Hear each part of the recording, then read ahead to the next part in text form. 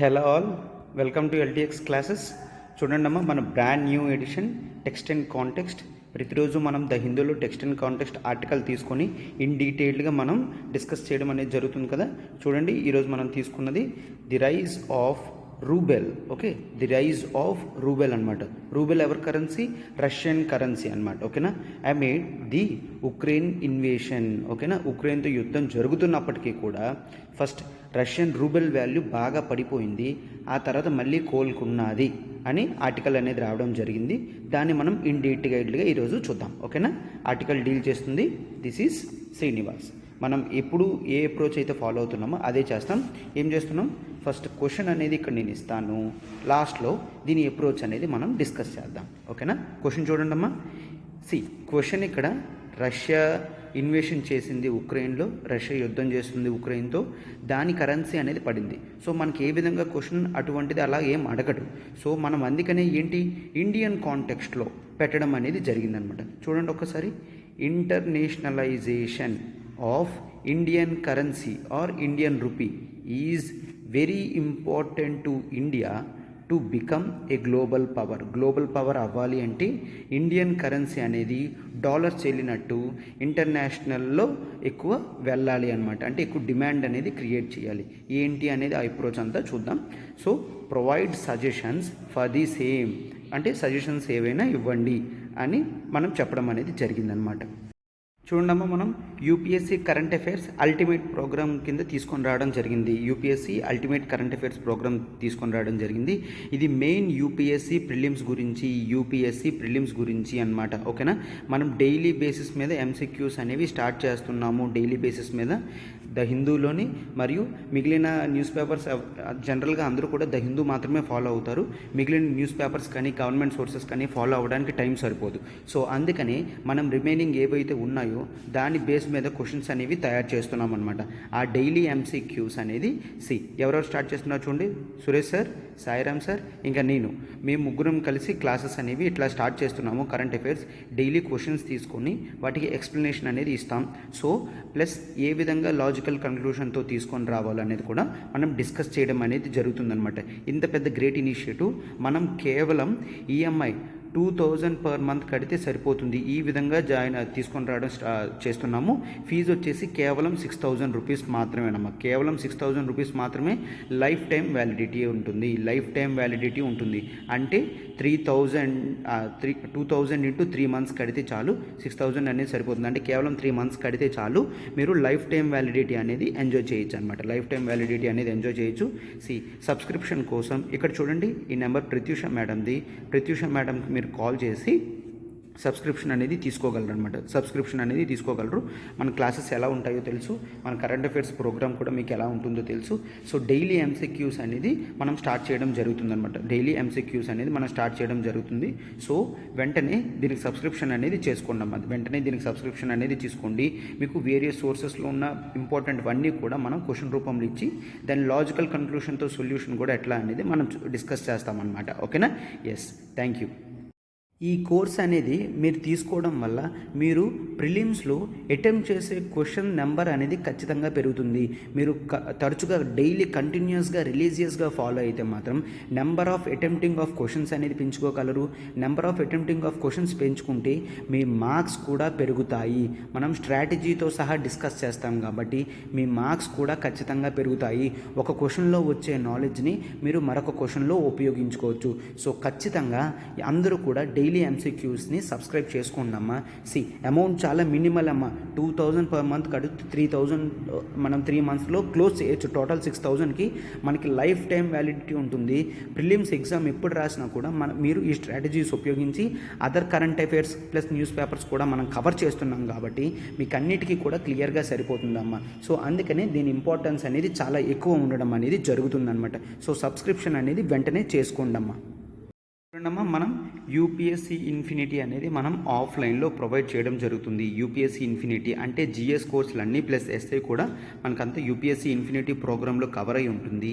UPSC infinity offline మనం ఎక్కడెక్కడ ఉన్నాం చూడండమ్మా, హైదరాబాద్, విశాఖపట్నం, శ్రీకాకుళం ఈ 3 డిస్ట్రిక్ట్స్లో కూడా మన ఆఫ్లైన్ బ్రాంచెస్ అనేవి ఉండడం జరిగింది. ఎస్, మనం ఇప్పుడు హైదరాబాద్ అశోక్ నగర్ బ్రాంచ్లో ఓపెన్ చేయడం అనేది జరిగిందనమాట. హైదరాబాద్, విశాఖపట్నం, శ్రీకాకుళం. హైదరాబాద్లో నేను పాలిటీ డీల్ చేస్తున్నానమ్మా. నేను హైదరాబాద్లోనే ఉంటున్నాను. హైదరాబాద్లో పాలిటీ డీల్ చేస్తున్నాను. ఎవరికి ఏ డౌట్స్ వచ్చినా కూడా మీరు డైరెక్ట్గా వచ్చి నన్ను మీట్ అవ్వడం అనేది చెయ్యొచ్చమ్మా. సో మన క్లాసెస్ అనేవి మీరు చూస్తున్నారు. మన డైలీ రెగ్యులర్ బేసిస్ మీద క్లాసెస్ అనేవి జరుగుతూ ఉంటాయి. మీకు ఏ డౌట్స్ వచ్చినా కూడా హైదరాబాద్ బ్రాంచ్ గురించి అయితే మీరు డైరెక్ట్గా ఆఫీస్కి వచ్చి నన్ను కలవచ్చమ్మా. ఓకేనా? అందరికీ కూడా ఓపెన్ ఇన్విటేషన్ అమ్మా. మనకి యూట్యూబ్ ఛానల్లో ఎవరెవరైతే ఉన్నారో వాళ్ళందరికీ కూడా మన బ్రాంచెస్కి దగ్గరలో ఉంటే ఫ్రీ డెమోస్ ఫర్ 3 days అనమాట. ఫ్రీ డెమోస్ ఫర్ 3 days మనకి కొత్త బ్యాచెస్ అనేవి స్టార్ట్ అయ్యాయి. సో మీరు 3 days అనేవి డెమోస్ కింద వచ్చి మన క్లాసెస్ అనేవి ఎక్స్పీరియన్స్ చేయొచ్చమ్మా. మన క్లాసెస్ అనేవి మీరు ఎక్స్పీరియన్స్ చేయొచ్చు. ఆ తర్వాత మీరు డెసిషన్ అనేది మీరు తీసుకోవచ్చమ్మా. మాకైతే పూర్తి నమ్మకం ఉంది. మీరు డెమోస్కి అటెండ్ అయితే మాత్రం ఖచ్చితంగా మీరు మన ఇన్స్టిట్యూట్లో అయితే మాత్రం జాయిన్ అవుతారనమాట. ఓకేనా? ఫీజు వచ్చేసి కేవలం 80,000 రూపీస్ మాత్రమే. కేవలం 80,000 రూపీస్ మాత్రమే. ఈ 80,000 రూపీస్ కూడా మీరు హ్యాపీగా 5,000 పర్ మంత్ కడుతూ జాయిన్ అవ్వచ్చమ్మా. 5,000 పర్ మంత్ కడుతూ మీరు హ్యాపీగా దీన్ని క్లియర్ చేయొచ్చు అనమాట. ఓకేనా? ఇది మీకు ఆఫ్లైన్ ప్యాకేజ్ వచ్చేసి లైఫ్ టైం వ్యాలిడిటీ ఉంటుంది. లైఫ్ టైం వ్యాలిడిటీ ఏ ఇన్స్టిట్యూట్ కూడా మనకి లైఫ్ టైం వ్యాలిడిటీ ప్రొవైడ్ చేయదు. కేవలం మన ఇన్స్టిట్యూట్ మాత్రమే లైఫ్ టైం వ్యాలిడిటీ అనేది ప్రొవైడ్ చేస్తుంది. మీరు అన్లిమిటెడ్ యాక్సెసిబిలిటీ చేసుకోవచ్చు. లైఫ్ టైం వ్యాలిడిటీ అనేది మనకి ఉంటుందన్నమాట. మీకు ఏ డౌట్ ఉన్నా ఇక్కడ నెంబర్ చూడండి. ఈ నెంబర్ ప్రత్యూష మేడంది. మీకు ఏ క్వైరీస్ ఉన్నా మేడంకి కాల్ చేయండి. మేడం మీకు గైడ్ చేస్తారు. సబ్స్క్రిప్షన్ కూడా మీరు ఈ నెంబర్కి కాల్ చేయొచ్చమ్మా. ఓకేనా? ఫీజు వచ్చేసి కేవలం 80,000 రూపీస్ మాత్రమే. అది కూడా హ్యాపీగా ఈఎంఐ 5,000 పర్ మంత్ కడుతూ మీరు జాయిన్ అనేది అవ్వచ్చు అనమాట. చూడండమ్మా, మనం UPSC infinity live plus recorded కూడా ప్రొవైడ్ చేయడం జరుగుతుంది. లైవ్ ప్లస్ రికార్డెడ్ క్లాసెస్ కూడా మనం ప్రొవైడ్ చేయడం జరుగుతుంది. కొత్త బ్యాచ్ అనేది 4th April నుంచి స్టార్ట్ అవుతుంది అనమాట. కొత్త బ్యాచ్ అనేది 4th April నుంచి స్టార్ట్ అవుతుంది. ఫీజు వచ్చేసి కేవలం 60,000 రూపీస్ మాత్రమే. ఫీజు వచ్చేసి కేవలం 60,000 రూపీస్ మాత్రమే. మనకి ఈఎంఐ అనేది కేవలం 5,000 పర్ మంత్ అనేది ఉంటుంది. కేవలం 5,000 పర్ మంత్ అనేది ఉంటుంది. మీరు 60,000 ఫీజు కూడా ఒకేసారి కట్టాల్సిన అవసరం లేదమ్మా. మంత్లీ 5,000 కడుతూ అట్లాగే మీరు క్లియర్ అనేది చేయొచ్చమ్మా. ఫీజు అనేది ఏప్రిల్ 16th నుంచి 60,000 నుంచి 70,000 వెళ్ళబోతుందమ్మా. సో అనవసరంగా 10,000 అనేది పెరగబోతుంది. సో అంతటి లోపలే మీరు సబ్స్క్రిప్షన్ అనేది చేసుకుంటే 60,000కి మీకు ఉంటుందన్నమాట కోర్స్ ప్యాకేజ్ వచ్చేసి. ఇప్పుడు చూడండి, మనకి లైవ్ ప్లస్ రికార్డెడ్ క్లాసెస్లో మీకు అన్లిమిటెడ్ యాక్సెసిబిలిటీ అనేది ఉంటుంది. అన్లిమిటెడ్ యాక్సెసిబిలిటీ అనేది ఉంటుంది అంటే మీరు వీడియోని ఎన్నిసార్లు కావాలంటే అన్నిసార్లు చూడొచ్చమ్మా. ప్లస్ మనకి లైఫ్ టైం వ్యాలిడిటీ ఉంటుంది. 1 year 2 years అని కాదు, ఎన్ని ఇయర్స్ అయినా మీకు క్లాసెస్ అనేవి అపియర్ అవుతూనే ఉంటాయి. మీకు ఎప్పుడు డౌట్ వచ్చినా కూడా ఏ క్లాస్ అయినా కూడా మీరు చూసుకోవచ్చమ్మా. సో అందుకనే మనం ప్యాకేజ్ అనేది అట్లా డిసైడ్ చేయడం జరిగింది. అన్లిమిటెడ్ యాక్సెసిబిలిటీ వస్తుంది. లైఫ్ టైం వ్యాలిడిటీతో మనకి ప్రొవిజన్ అనేది ఉంటుందన్నమాట. లైఫ్ టైం వ్యాలిడిటీతో ప్రొవిజన్ అనేది ఉంటుంది. మీకు ఏ డౌట్ ఉన్నా కూడా ఇక్కడ చూడండి, ఈ నెంబర్ ప్రత్యూష మేడంది. మేడంకి కాల్ చేస్తే మీకు గైడ్ చేయడం అనేది జరుగుతుందన్నమాట. సబ్స్క్రిప్షన్ కూడా మీరు మేడంకి కాల్ చేస్తే సరిపోతుంది. సబ్స్క్రిప్షన్ కూడా మేడం కాల్ చేస్తే సరిపోతుంది. సో లేట్ చేయకండి. మన క్లాసెస్ ఆల్రెడీ స్టార్ట్ అవుతున్నాయి కాబట్టి ఎర్లీగా జాయిన్ అవ్వడం అనేది చేయండి అమ్మా. ఎర్లీగా జాయిన్ అవ్వడం అనేది చేయండి అమ్మా. ఈరోజు ఇప్పుడు మనం తీసుకున్న ఆర్టికల్ ఏంటి? The rise of the rouble amid the Ukraine invasion. ఓకేనా? ఇప్పుడు చూడండి, ఈ పిక్చర్ అనేది గుర్తుంచుకున్నామా. ఇది ఒక ట్యాంకర్ లాంటిది. ఇదే రూబెల్ అనమాట. రూబెల్ సింబల్ ఇది రష్యన్ కరెన్సీ అనమాట. సో ఎందుకు ఈ ట్యాంకర్ పెట్టాడు, ఏమైంది అనేది మనం ఇన్ డీటెయిల్గా డిస్కషన్ అనేది చేద్దాం. ఒక్కసారి బ్యాక్గ్రౌండ్తో సహా మనం టోటల్ అనేది చూద్దామమ్మా. ఒకసారి చూడండి. సో ఫస్ట్ మనం బ్యాక్గ్రౌండ్తో సహా నార్మల్గా చూద్దామమ్మా. ఓకే, ఫస్ట్ కరెన్సీ అనేది ఎందుకు వచ్చింది? ఫస్ట్ మనకి కరెన్సీ అనేది ఎందుకు వచ్చింది అంటే, ఒక కంట్రీ మరొక కంట్రీతో, అసలు కంట్రీలోనే కాకుండా ఒక విత్ ఇన్ టెరిటరీలో అయినా ఒక ప్రోడక్ట్ నుంచి మరొక ప్రోడక్ట్కి మనం మారాలి అంటే ముందు ఏం ఫాలో అయ్యేవాళ్ళమ్మా? బార్టర్ సిస్టమ్ అనేది ఫాలో అయ్యేవాళ్ళం. ఓకేనా? ముందు బార్టర్ సిస్టమ్ అనేది ఫాలో అయ్యేవాళ్ళం. అంటే ఏంటి? నా దగ్గర ఉన్న రైస్ నీకు ఇస్తాను, నీ దగ్గర ఉన్న వుడ్ నాకు ఇవ్వు. ఓకే, అట్లాగనమాట. ఓకే, నా దగ్గర రైస్ ఉంది, ఆ రైస్ నీకు ఇస్తాను, నీ దగ్గర వుడ్ ఉంది కదా, నీ దగ్గర వుడ్ నాకు ఇవ్వు. సో ఈ విధంగా ఎవరి దగ్గర ఉన్న ప్రొడక్ట్స్ వాళ్ళు ఎక్స్చేంజ్ అనేది చేసుకునేవారు. బార్టర్ సిస్టంలో ఏం జరిగేది, ఎక్స్చేంజ్ అనేది జరిగేది అనమాట. బట్ దానివల్ల చాలా డిసడ్వాంటేజెస్ ఉన్నాయి. ఎందుకు, నా దగ్గర రైస్ ఉంది, అతని దగ్గర వుడ్ ఉంది, అతనికి రైస్ అవసరం లేదేమో, ఇంకేదో కావాలేమో, ఇటువంటి ఇబ్బందులు ఉంటాయి అనేసి తర్వాత కొన్ని సంవత్సరాల తర్వాత అలాగా కరెన్సీ అనేది తీసుకొని రావడం జరిగిందనమాట. సో కరెన్సీ అనేది ట్రాన్సాక్షన్స్ విత్ ఇన్ నేషన్లో జరుగుతూ ఉండేది. ఎప్పుడైతే ఇంటర్నేషనల్ ట్రేడ్ అనేది పెరిగిందో ఒక కంట్రీ మరొక కంట్రీతో ట్రేడింగ్ అనేది స్టార్ట్ చేసింది. ఇక్కడి నుంచి ఎక్స్పోర్ట్స్ ఇక్కడికి వెళ్తాయి, ఇక్కడి నుంచి ఎక్స్పోర్ట్స్ ఇక్కడికి వెళ్తాయి అన్నమాట. సో ఇప్పుడు ఏ అనే కంట్రీ తీసుకుంటే, ఇక్కడ బి అనే కంట్రీ తీసుకుంటే, ఏ నుంచి బికి ఎక్స్పోర్ట్స్ వెళ్తాయి, బి నుంచి ఏకి కూడా ఎక్స్పోర్ట్స్ వెళ్తాయి. సో ప్రొడక్ట్ అమ్ముతున్నాము, నా దగ్గర ఉన్న ఒక ప్రొడక్ట్ అనేది, నా దగ్గర ఉన్న ఒక వస్తువు అనేది నేను అమ్ముతున్నాను అంటే నాకు ఇన్ రిటర్న్లో ఏమొస్తుంది, కరెన్సీ అనేది వస్తుందన్నమాట. ఇన్ రిటర్న్లో కరెన్సీ ఆర్ క్యాష్, అంతే కదా, ఇన్ రిటర్న్లో కరెన్సీ ఆర్ క్యాష్ అనేది నాకు వస్తుందన్నమాట. బట్ ఓకే, ఇప్పుడు ఈ కంట్రీలో ఒక టైప్ ఆఫ్ కరెన్సీ, ఈ కంట్రీలో ఒక టైప్ ఆఫ్ కరెన్సీ ఉంటుంది. ఒకసారి చూడండి, ఇక్కడ యుఎస్ఏ అనుకోండి, ఇది డాలర్ యూజ్ చేస్తుంది. ఇండియా అనుకోండి, రూపీస్ అనేవి యూజ్ చేస్తుంది. అవునా, ఇండియా అనేది రూపీస్ అనేది మనం యూజ్ చేస్తున్నాం అనమాట. ఇప్పుడు డాలర్కి రూపీకి వాల్యూ ఎలా వస్తుంది, ఇప్పుడు ఏ విధంగా మీరు చెప్తారు, ఇన్ని రూపీస్ ఇస్తే ఒక డాలర్, లేదంటే ఇన్ని డాలర్స్ ఇస్తే ఒక రూపీ అని ఎలా చెప్తాము? అది ఎలా చెప్తాము అంటే మార్కెట్ బేసిస్ మీద చెప్తాము. ఓకే, సో మార్కెట్ బేసిస్ అంటే ఏంటో చూడండి, దేని మీద చెప్తాం మనం, మార్కెట్ బేసిస్ అంటే ఏంటి, మార్కెట్లో ఆ పలానా కరెన్సీకి డిమాండ్ బట్టి చెప్తాము. అంటే డిమాండ్, ఓకే, అండ్ సప్లై అనేది దాని వాల్యూ అనేది డిసైడ్ చేస్తుంది. ఒక కరెన్సీ వాల్యూ అనేది నార్మల్గా ఒక వస్తువు తీసుకున్న ఇంటర్నేషనల్లో లేదంటే లోకల్లో ఉన్న డిమాండ్ అండ్ సప్లై బట్టి వాటి వాల్యూస్ అనేవి డిసైడ్ చేస్తారనమాట.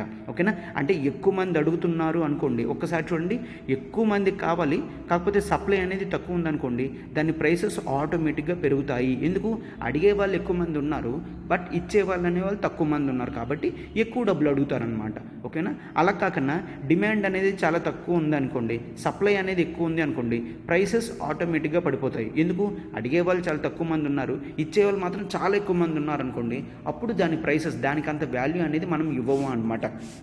దానికి ఎప్పుడైతే అంత వాల్యూ ఇవ్వమో దాని ప్రైసెస్ అనేది ఆటోమేటిక్గా పడిపోతుంది అనమాట. సో ఇది ఇన్ జనరల్గా జరుగుతుంది. అంటే ఇంటర్నేషనల్ లెవెల్లో డిమాండ్ అండ్ సప్లై. ఇప్పుడు జనరల్గా చూసుకుంటే వరల్డ్ లెవెల్లో హయ్యెస్ట్ డిమాండ్ ఉన్న కరెన్సీ డాలర్ అనమాట. అంటే ప్రతి కంట్రీకి కూడా డాలర్ కావాలి. ఎందుకు, మ్యాక్సిమం కంట్రీస్ అన్నీ కూడా అమెరికాతో రిలేషన్స్లో ఉంటాయి. ఓకేనా, అమెరికాతో రిలేషన్స్ ఉంటాయి. అమెరికా గ్లోబల్ పవర్ అయ్యింది కాబట్టి దాని కరెన్సీని ఇంటర్నేషనలైజేషన్ చేసుకోవడం అనేది జరిగిందనమాట. ఓకేనా, అంటే నియర్గా చూస్తే వరల్డ్ లెవెల్లో 60% ఆఫ్ కరెన్సీ ట్రాన్సాక్షన్స్ అనేవి డాలర్లో పడుతుందన్నమాట. అంటే డాలర్ వాల్యూ చూసారు కదా, కేవలం ఒక్క కరెన్సీ మాత్రమే 60% అనే దీనిగా ఉందన్నమాట. అందుకనే ప్రతి కంట్రీకి కూడా డాలర్ కావాలి. అందుకనే ప్రతి కంట్రీ కూడా డాలర్తోనే వాళ్ళ నేషనల్ కరెన్సీని వాల్యూ కడతారు. ఇప్పుడు for example $1 equals to 60 rupees 70 rupees అన్నాను అనుకోండి, 70 రూపీస్ అన్నాను అనుకోండి, అంటే ఒక డాలర్ ఇచ్చినప్పుడు నేను 70 రూపీస్ అనేది వాళ్ళకి ఇస్తానన్నమాట. లేదంటే నేను 70 రూపీస్ ఇచ్చినప్పుడు మాత్రమే వాళ్ళు $1 ఇస్తారు. అంటే ఇప్పుడు చూడండి, ఒకవేళ ఒక ప్రొడక్ట్ కాస్ట్ అనేది $10 అన్నారు అనుకోండి, అది ఇండియాలో ఎంత కాస్ట్ ఉంటుంది అప్పుడు? 700 రూపీస్. ఓకే, ఇండియాలో ఎంత కాస్ట్ ఉంటుంది? 700 రూపీస్. ఎందుకంటే అది $10కి అమెరికా నుండి ఇండియాకి ప్రొడక్ట్ అనేది వచ్చింది. ఇండియాలో ఎంత పే చేయాలి మనం? $1 అనేది 70 రూపాయలు అయితే దానికి 700 అనేది పే చేయాలి. సో ట్యాక్సెస్ కడతాము, కస్టమ్స్ కడతాం, అదంతా తీసేయండి. జనరల్గా మనకి ఎగ్జాంపుల్ గురించి మాత్రమే డిస్కస్ చేయడం అనేది జరిగిందనమాట. ఓకేనా, ఈ విధంగా కరెన్సీ వాల్యూస్ అనేవి అలాగా ఫ్లక్చువేషన్ అవుతూ ఉంటాయి, చేంజ్ అవుతూ ఉంటాయి అన్నమాట. కరెన్సీ వాల్యూస్ అనేవి ఫ్లక్చువేషన్స్ అంటే చేంజ్ అనమాట. సార్ ఎందుకు చేంజ్ అవుతాయంటే గ్లోబల్ లెవెల్లో డాలర్ డిమాండ్ పెరిగిపోతుంది అనుకోండి, డాలర్ డిమాండ్ పెరిగిపోతుంది, సప్లై తగ్గిపోయింది అనుకోండి, అలాగ 70 రూపాయలు ఇచ్చేది కాస్త నేను 75 రూపాయలు ఇవ్వాలి, 75 రూపాయలు ఇచ్చేది కాస్త అలాగా 80 రూపాయలు ఇవ్వాలి. అంటే ఇప్పుడు ఒక చూడండి, డాలర్ వాల్యూ పెరిగిపోయింది అనుకోండి, $10 ఈక్వల్స్ టు అప్పుడు 700 రూపాయలు దొరికే వస్తువు నాకు ఇప్పుడు 800 పెడితే కానీ రావట్లేదు. అంటే డాలర్ కాస్ట్ అదే, సేమ్ ప్రొడక్ట్ అనేది మనకు అక్కడి నుంచి $10కి వస్తుంది. బట్ మనకి ఇండియాలో మా ఇండియన్ కరెన్సీ వాల్యూ పడిపోవడం, లేదంటే డాలర్ డిమాండ్ పెరిగిపోవడం, మనం ఏం చేస్తున్నాము 800 రూపీస్ ఇచ్చి కొనాల్సి వస్తుంది. అంటే 700 రూపీస్కి దొరికేది మనం 800కి కొంటున్నాము, 700కి వచ్చేది మనం 800కి కొంటున్నాం అనమాట. అది ఈ విధంగా డిమాండ్ అండ్ సప్లై బట్టి కరెన్సీస్ అనేవి డిస్కషన్ జరుగుతుంది. సో ఇది గుర్తుంచుకోండి. ఈ కాన్సెప్ట్ అనేది మనం మెయిన్స్ ఆన్సర్ రాసినప్పుడు, మనం మెయిన్స్ అప్రోచ్ డిస్కస్ చేస్తాం కదా లాస్ట్లో ఆన్సర్, అక్కడ మనకి యూజ్ అనేది అవుతుంది అనమాట. సో అది ఇప్పుడు కాంటెక్స్ట్ అనేది చూద్దాం, ఓకేనా. ఇప్పుడు మనం కాంటెక్స్ట్ అనేది చూద్దాం. ఒక్కసారి ఏం జరిగిందో చూడండి అమ్మా. ఎస్, ఏమైంది, మనం ఆల్రెడీ చూస్తే 1 మంత్ దాటి అవుతుంది, రష్యా ఏమోంచి ఉక్రెయిన్ మీద యుద్ధం చేస్తుంది, అవునా. రష్యా అనేది ఉక్రెయిన్ మీద యుద్ధం చేస్తుంది. రష్యా అనేది ఉక్రెయిన్ మీద యుద్ధం చేస్తుంది. గ్లోబల్ లెవెల్లో వెస్టర్న్ కంట్రీస్ వాళ్ళకి ఇష్టం లేదు కాబట్టి వీళ్ళు ఏం చేశారు, రష్యా మీద శాంక్షన్స్ అనేవి వేశారు. రష్యా మీద ఎకనామిక్ శాంక్షన్స్ అనేవి వేశారు. ఎందుకు, ఎకానమీ ఎప్పుడైనా పడిపోతుంది అంటే కంట్రీ అనేది ఆ అప్రోచ్ అనేది ఫాలో అవ్వదు అని స్టార్ట్ చేశారనమాట.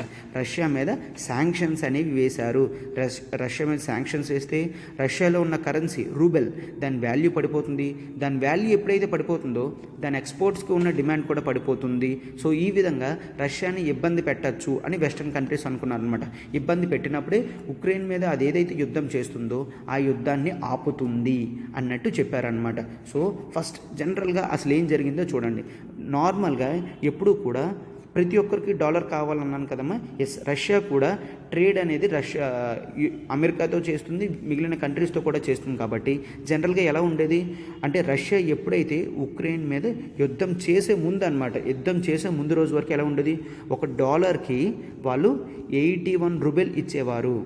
81 రూబెల్. సేమ్ మనం ఎలాగ ఇందాక చెప్పుకున్నాం, ఒక $1కి 70 రూపీస్ అనుకున్నాం కదా, అలాగనమాట. అంటే $1కి 81 రూబెల్ అనేది ఇచ్చేవారనమాట. అంటే ఆ విధంగా డిమాండ్ అండ్ సప్లై అనేది డాలర్కి రష్యన్ కరెన్సీకి ఉండేది.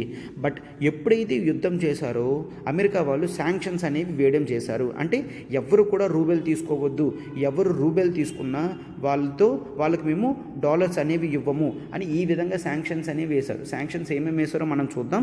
ఒక్కసారి చూడండి. ఇప్పుడు వరల్డ్ లెవెల్లో రూబెల్ తీసుకుంటే బాగోదు అంటే రూబెల్కి ఏం పడిపోతుంది, రూబెల్ డిమాండ్ పడిపోతుంది, సప్లై అలానే ఉంది. సో ఏమవుతుంది, ప్రైసెస్ అనేవి వాల్యూ అనేది పడిపోతుంది.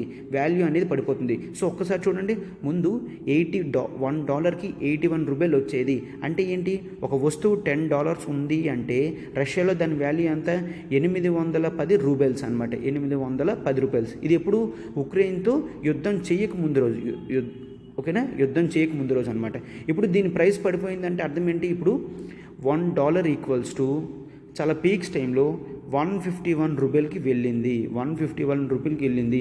సరే ఇక్కడ 80 రూపీస్ కదా, 80 రూపీస్ నుంచి 150కి వెళ్తే దాని వాల్యూ పెరిగినట్టు కదా అని. నో, దాని వాల్యూ పెరగడం కాదమ్మా. ఇక్కడ మళ్ళీ అదే ఎగ్జాంపుల్ చూడండి. ముందు $10కి నాకు 810 రూపాయలకి ఆ ప్రోడక్ట్ అనేది దొరికేది. ఇప్పుడు అదే $10 దాని వాల్యూ అనేది నాకు 1510 రూపాయలు ఇస్తే కానీ ఆ ప్రోడక్ట్ రావట్లేదు అనమాట. 1510 రూపాయలు ఇస్తే కానీ ఆ ప్రోడక్ట్ అనేది నాకు రావట్లేదు అనమాట.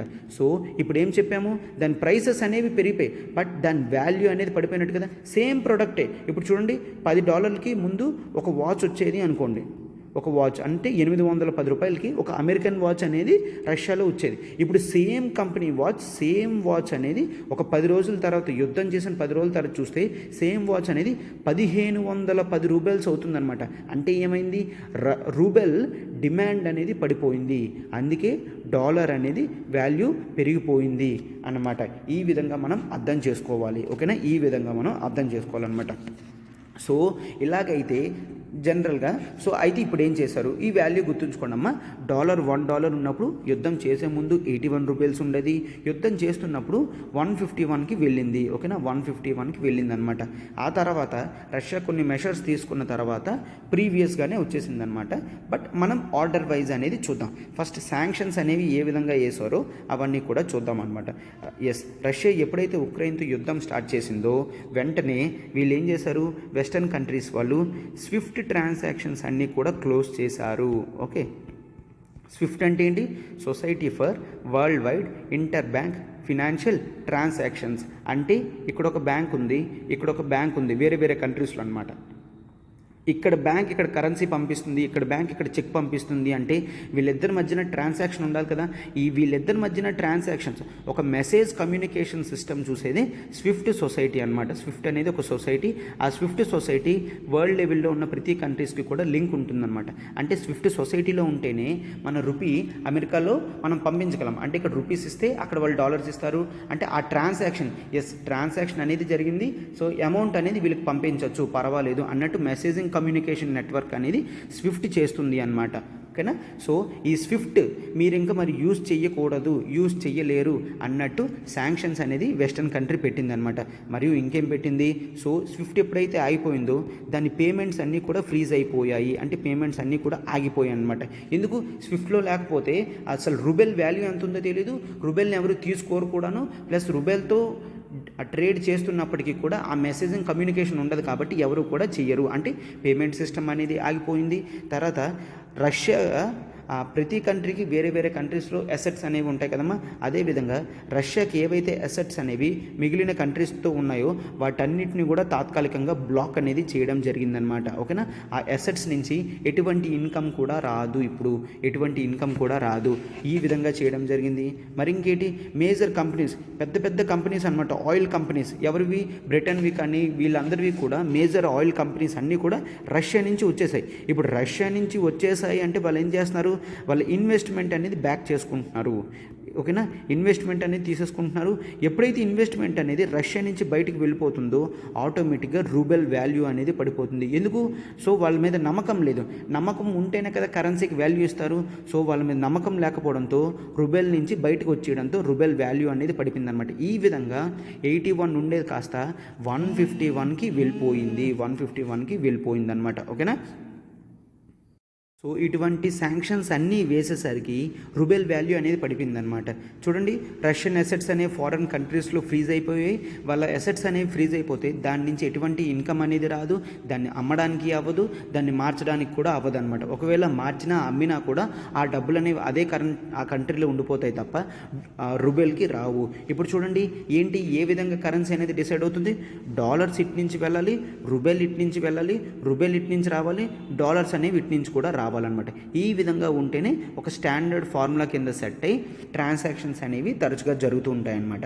అంతేగాని డాలర్ మరి వెళ్ళడం లేదు, రూబెల్ వాల్యూ అనేది బయటికి వెళ్ళడం లేదు, లోపలికి రావడం లేదనమాట. సో ఈ విధంగా ఉంటే దాని వాల్యూ అనేది పడిపోతుందన్నమాట.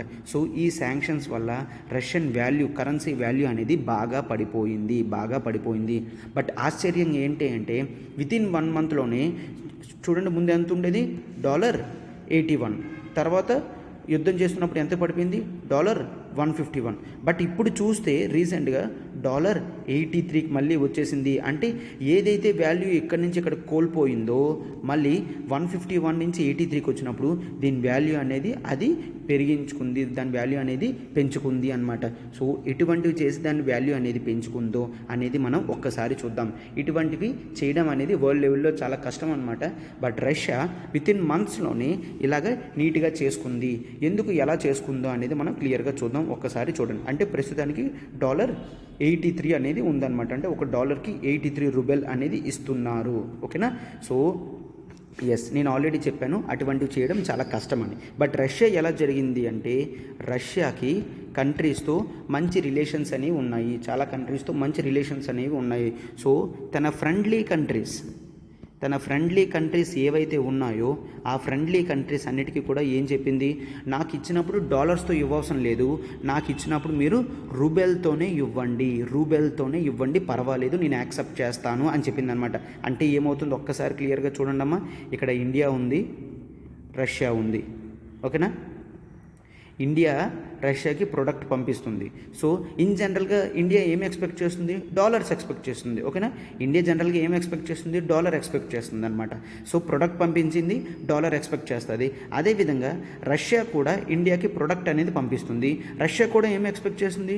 డాలర్ అనేది ఎక్స్పెక్ట్ చేస్తుంది అనమాట. సో నువ్వు నాకు ప్రొడక్ట్ అమ్మినప్పుడు డాలర్లో ఇవ్వు, నేను నీకు ప్రొడక్ట్ అమ్మినప్పుడు కూడా నువ్వు నాకు డాలర్లోనే ఇవ్వు అని మాట్లాడుకుంటారు. బట్ ఇక్కడ ఏం జరిగింది? రష్యాకి డాలర్స్తో ట్రేడింగ్ చేసే కెపాసిటీ పోయింది కాబట్టి రష్యా ఏం చెప్తుంది ఇండియాకి? నేను నా ప్రొడక్ట్ నీకు ఇస్తున్నాను కదా, నువ్వు నాకు డాలర్లో ఇవ్వవసరం లేదు, రూబెల్లో ఇవ్వు చాలు. అప్పుడు ఇండియా కూడా ఏముంటుంది? ఎస్, నువ్వు రూబెల్లోనే ఇవ్వమంటున్నావు కదా, నేను నీకు ప్రొడక్ట్స్ ఇస్తున్నాను కదా, అయితే నువ్వు కూడా నాకు రూబెల్లో ఇవ్వు. నేను నీకు అమ్మిన ప్రోడక్ట్లో రూబెల్ నాకు వచ్చినప్పుడు నువ్వు నాకు అమ్మిన ప్రోడక్ట్లో అదే రూబెల్ నీకు ఇస్తాను. సో అంటే డాలర్ యూసేజ్ అనేది ఇంకా అవసరం లేదు, రూబెల్లోనే కరెన్సీ అనేది చేంజ్ అవుతుంది. రూబెల్లోనే కరెన్సీ చేంజ్ అవుతుంది అంటే అర్థం ఏంటి? రూబెల్ డిమాండ్ అనేది పెరుగుతుంది. రూబెల్ డిమాండ్ అనేది పెరుగుతున్నప్పుడు ఏమవుతుంది? దాని వాల్యూ అనేది కూడా పెరుగుతుంది. ఆ విధంగా జనరల్గా దాని వాల్యూ 150 నుంచి 83కి రావడానికి మెయిన్ కారణం ఇదే. ఏదైతే ఇంపార్టెంట్ కంట్రీస్ ఉన్నాయో రష్యాకి ఆయిల్ డిమాండ్ చాలా ఎక్కువ. రష్యా ఆయిల్ కానీ దాని గ్యాస్ డిమాండ్ కానీ చాలా ఎక్కువ అనమాట. రష్యాకి పెట్రోలియం రిజర్వ్స్ ఉన్నాయి కాబట్టి వరల్డ్ మొత్తంకి కూడా రష్యన్ ఆయిల్ కానీ గ్యాస్ కానీ కావాలన్నమాట. సో కంట్రీస్ అందరూ కూడా ఒప్పుకున్నారు, ఎందుకంటే ఆయిల్ గ్యాస్ చాలా ఇంపార్టెంట్ కాబట్టి. ఎస్, డాలర్లో ట్రాన్సాక్షన్ చేసేది నీకు లేదు కాబట్టి మనము ఏం చేద్దాము? సో చూశారు కదా, దాని ఆయిల్ రిజర్వ్స్ దాని గ్యాస్ రిజర్వ్స్తో రష్యా అనేది కొంతవరకు కోలుకోవడం అనేది జరిగింది. డాలర్స్లో ట్రాన్సాక్షన్స్ ఒప్పుకోనప్పటికీ కూడా దాని పలుకుబడితో ఇట్లాగా చేసుకోవడం అనేది చేసిందనమాట. సరే, ఇది ఒకటే చేసిందా అంటే నో, ఇంకా మరికొన్ని యాక్షన్స్ అనేవి చేయడం వల్ల దాని వాల్యూ అనేది అలా కాపాడుకోగలిగిందనమాట. ఏం చేసింది? రష్యా యొక్క అసెట్స్ వేరే కంట్రీస్లో ఏవైతే ఉన్నాయో ఆ కంట్రీస్లో దాని క్యాపిటల్ అసెట్స్ అనేవి అమ్మకుండా చేసేసింది.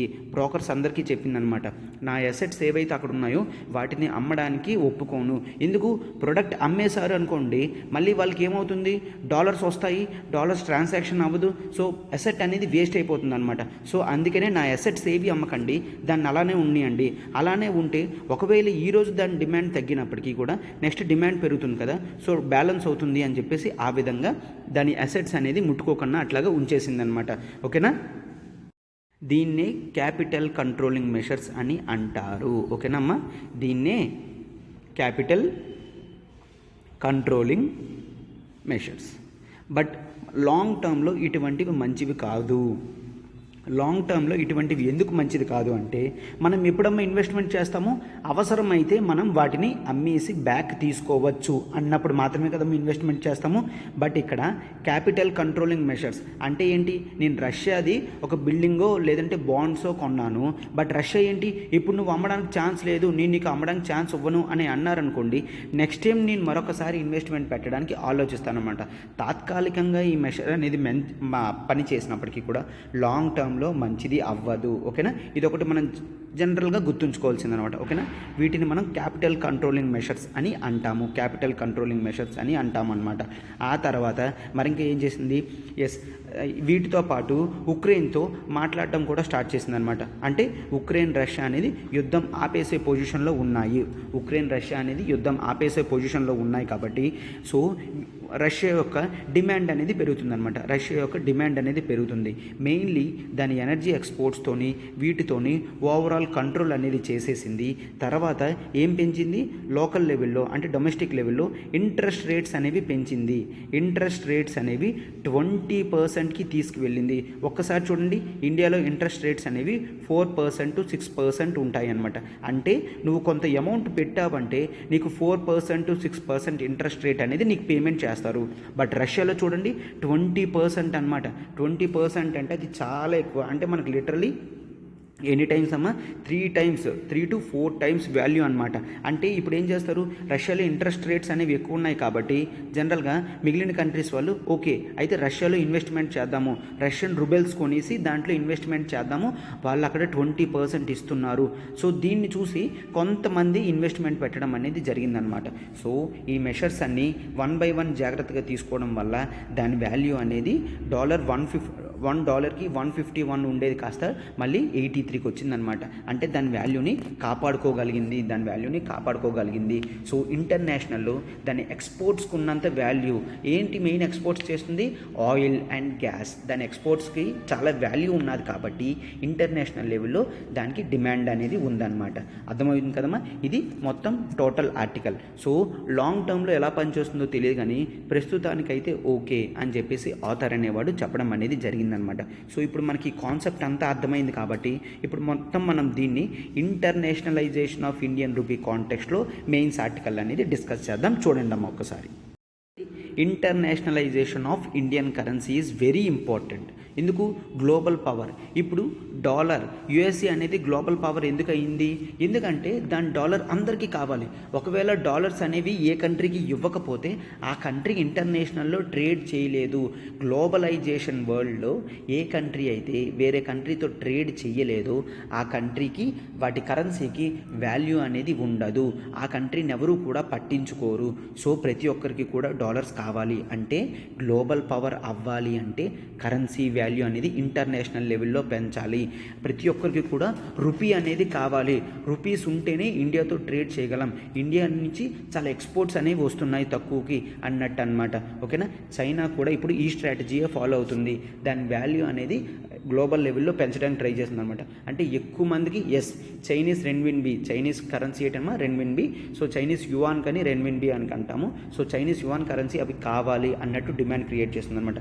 ఇండియా కూడా అలానే చేయాలి, అప్పుడే మనం గ్లోబల్ పవర్ అవ్వగలము అన్నట్టు క్వశ్చన్ అనేది నేను ఇవ్వడం జరిగింది. స్టార్టింగ్ ఇంట్రడక్షన్ ఏంటి రాస్తారంటేనమ్మా, జనరల్గా కరెన్సీ ఇంపార్టెన్స్ అనేది రాసి దాన్ని ఇంటర్నేషనలైజ్ చేస్తే ఇంపార్టెన్స్ అనేది రాయాలన్నమాట. అంటే ఇంటర్నేషనలైజేషన్ అంటే ఏంటి, creating the demand of Indian currency at the global level for the purpose of transactions in trade అనే విధంగా రాస్తామన్నమాట. అంటే ఏంటి, ఇండియాకి వాల్యూ అనేది ఇంటర్నేషనలైజేషన్ అంటే ఏంటి అంటే ప్రతి ఒక్కరికి కూడా రూపీ కావాలి అన్నట్టు మనం ఇంట్రడక్షన్లో అలా రాస్తామన్నమాట. అలా ఎప్పుడైతే వాల్యూ పెరుగుతుందో అప్పుడు మన కరెన్సీని అందరూ డిమాండ్ చేస్తారు అన్నట్టు ఇంట్రడక్షన్లో రాస్తామన్నమాట. బాడీలో ఏం రాస్తాము, బాడీలో ఇంపార్టెన్స్ ఆఫ్ ఇంటర్నేషనలైజేషన్, ఎందుకు ఇంటర్నేషనలైజేషన్ ఆఫ్ రూపీ అవ్వాలి అన్నట్టు ఫస్ట్ బాడీలో రాస్తాం. ఏంటి, కొన్ని ఒక 3-4 పాయింట్స్ అనేవి రాస్తాం అనమాట. ఏంటి, ఎందుకు ఇంటర్నేషనలైజేషన్ అవ్వాలి ఇండియన్ రూపీ ఇంటర్నేషనలైజేషన్ అయితే ఇండియన్ రూపీ ఎక్కువ మంది అడుగుతారు అంటే దాని డిమాండ్ అనేది పెరుగుతుంది. దాని డిమాండ్ అనేది పెరిగితే దాని వాల్యూ అనేది ఆటోమేటిక్గా పెరుగుతుంది. ఓకేనా. అండ్ నెక్స్ట్ మనకి ఎక్స్పోర్ట్స్ అయితే ఏవైతే ఉన్నాయో మన ఎక్స్పోర్ట్స్కి కూడా వాటి వాల్యూ అనేది పెరుగుతుంది. ఎక్స్పోర్ట్స్ వాల్యూ పెరిగితే మనకి డొమెస్టిక్ లెవెల్లో ప్రొడక్ట్స్కి వాల్యూ పెరుగుతుంది కాబట్టి ఎక్కువ మంది ఎంప్లాయ్మెంట్ ఆపర్చునిటీ వస్తుంది. మనకి ఏంటంటే higher level of forex reserves అనేవి వస్తాయన్నమాట. అంటే ఎక్కువ లెవెల్స్ ఆఫ్ ఫారెన్ రిజర్వ్స్ అనేవి ఎక్కువ వస్తాయి. ప్లస్ మన కరెన్సీ మీద నమ్మకం అనేది పెరుగుతుంది, ట్రస్ట్ అనేది పెరుగుతుంది. ట్రస్ట్ ఎప్పుడైతే పెరుగుతుందో మనకి ఇన్వెస్ట్మెంట్స్ అనేవి ఎక్కువ వస్తాయి అన్నమాట. సో ఇటువంటివి రాయాలి. తర్వాత సో సజెషన్స్ ఏ విధంగా ఇవ్వాలి, సజెషన్స్ ఏ విధంగా ఇస్తారు అంటే మనము ఒకసారి చూడమ్మా, సజెషన్స్ అనేవి ఏ విధంగా ఇస్తారు అంటే ఇండియన్ వాల్యూ పెరగాలి అంటే ఫస్ట్ ఎక్స్పోర్ట్స్ అనేవి బాగా పెంచాలి. అంటే మన ప్రొడక్ట్స్కి ఫస్ట్ డిమాండ్ అనేది క్రియేట్ చేయాలి. మన ప్రొడక్ట్స్కి డిమాండ్ క్రియేట్ చేస్తాం. సో ప్రతి కంట్రీ కూడా మంది తీసుకోవాలి అని చెప్పి ఆలోచిస్తారనమాట. ప్రతిదీ కూడా మంది తీసుకోవాలి అని ఆలోచిస్తారు. తర్వాత మనం friendly countries, neighbouring countries like Nepal కానీ, భూటాన్ కానీ, శ్రీలంక కానీ, మాల్దీవ్స్తో కానీ దగ్గర మన కంట్రీస్ ఏవైతే ఉన్నాయో వాటితో మనం ట్రేడ్ అనేది రూపీతో చేస్తే రూపీ వాల్యూ పెరుగుతుంది. రూపీస్తో మన ట్రేడ్ అనేది చేయాలి. మ్యాక్సిమం కంట్రీస్తో మనం ట్రేడ్ అనేది రూపీస్తో చేసుకోవాలి. అలా మనం ఎప్పుడైతే రూపీస్తో చేసుకుంటామో మన వాల్యూ అనేది పెరుగుతుంది అన్నట్టు రాయాలన్నమాట. ఇట్లాగా మన కరెన్సీని ఏ విధంగా పెంచగలం అనేది ఆలోచించాలన్నమాట. ఎక్స్పోర్ట్స్ అనేవి పెంచాలి, పెంచాలి, నైబరింగ్ కంట్రీస్తో ట్రేడ్ అనేది రూపీస్లో చేసుకోవాలి. వరల్డ్ లెవెల్లో కూడా మరేమైనా కంట్రీ అనేది రూపీతో ట్రేడ్ చేయాలి అనుకుంటే వాటితో మనం ఎంకరేజ్ చేయాలి.